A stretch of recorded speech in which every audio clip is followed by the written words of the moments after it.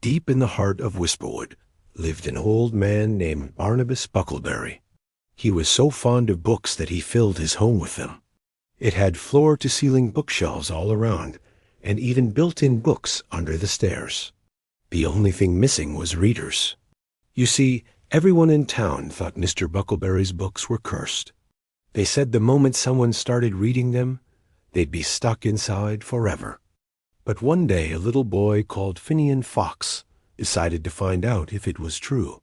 Now, every night when the clock struck midnight, the books would come to life. They'd leap off the shelves and spill out onto the floor, then tell their own stories until sunrise.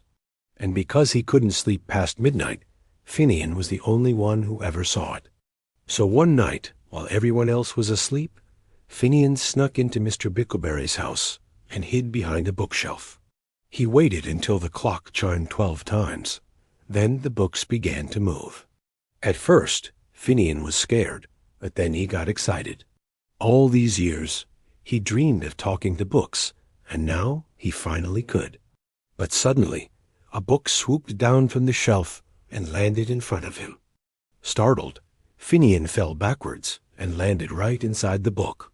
It was about a magical forest full of fairies and goblins, and now he was part of the story. Panicked, Finnian tried to claw his way out, but it was no use. He was trapped. Then he saw a little girl standing by a mushroom, and he called out, "Help me." She turned around and asked, "Help you what?" "I'm stuck in this book," said Finnian, "and if I don't get out soon, I'll never make it home before sunrise." The girl gasped. "Don't worry," she said. "I know how to help." So she led Finnian to a nearby wishing well, dropped a silver coin in, made a wish and poof. Finnian was transformed into a squirrel. "Quick," squeaked Finnian. "Take me home before it's too late." But the girl shook her head. "You're a wild animal now," she said, "and I can't keep you as a pet. You'll have to survive on your own." Just then, a bluebird flew overhead and squawked, "Hey, new squirrel, why don't you climb up my tree? We can share my nuts." So Finnian did. And although he didn't want to admit it, being a squirrel wasn't so bad. He could scamper around the branches, chatter with the blue jays, and hide from the grumpy old owl. But then the sun started to rise, which meant it was almost time for him to go home. Unfortunately, squirrels can't climb down trees as fast as they climb up, and the higher Finnian went, the harder it was to turn back. Suddenly, he heard a familiar voice. "Well, well, what do we have here?" A talking squirrel. It was Mr. Buckleberry. He'd climbed the tree to get the blue jay's eggs. Then he looked at Finnian and exclaimed, "By whiskers and wood shavings, you're a wizard, aren't you, boy?" "How did you know?" asked Finnian. "Because," said Mr. Buckleberry, "every night when the clock strikes midnight, the books come to life. And this morning, I saw you running around." Then he noticed Finnian's tail disappear under a leaf. "Oh my," he said, "you're not just a talking squirrel, you're a trapped child." Quickly, Mr. Buckleberry carried Finnian to his house, put him on the counter and said, "Now you need to drink some water and eat some bread.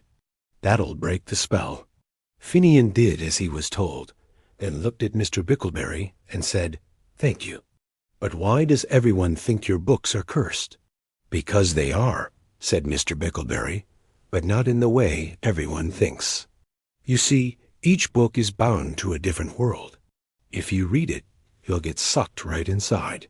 That's why I keep them locked up tight. No one's supposed to enter my library after dark, let alone stay the night." "But I did," said Finnian, "and the books were telling great stories.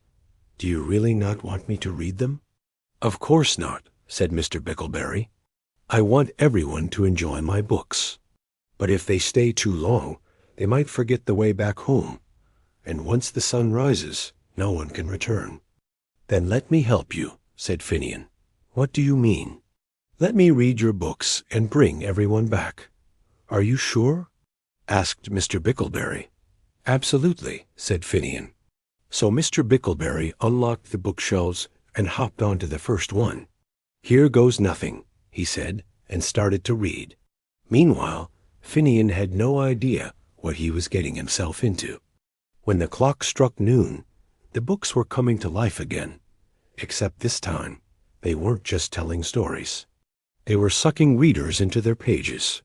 One by one, everyone from town got trapped inside the books. At first, Finnian was nervous, but then he got to work. He helped a little girl escape a hungry troll. He saved a knight from a dragon's fire. He even mended a broken magic wand. Each book was more exciting than the last. In the end, Finnian was exhausted, but he was also sad, because it was almost sunrise, and he hadn't found a way back home yet. Just then, he saw a book with a golden cover sitting on top of the bookshelf. Maybe this one will have the answer, he thought. So he opened it up and read, "To get home, you must find the author of your tale and ask him to rewrite your ending." Suddenly, Mr. Buckleberry popped out from behind the bookshelf. "I'm the author," he said, "and I've been watching you the whole time." So he sat down, closed his eyes, and started to write. In a few moments, the page was finished, and there was a brand new story inside.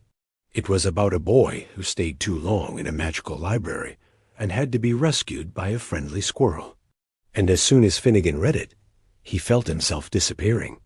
He tumbled through a tunnel of light and landed right outside Mr. Buckleberry's house. It was just barely daylight. Finnean looked up at the sky and whispered, "Thank you, Mr. Buckleberry." Then he raced home as fast as he could. Once inside, he poured all the magical adventures he'd had into a story and wrote it down. From that day on, he kept it by his bed and read it every night before going to sleep. And as he grew older, his stories became famous all around the world. People would read them and imagine themselves off on daring quests. And sometimes, if they were lucky, they'd meet Finnian Fox, the boy who saved a library and brought all its stories back home. The end. Do you like this story? Tell me in the comments. And if you want to hear another one, just click here or here.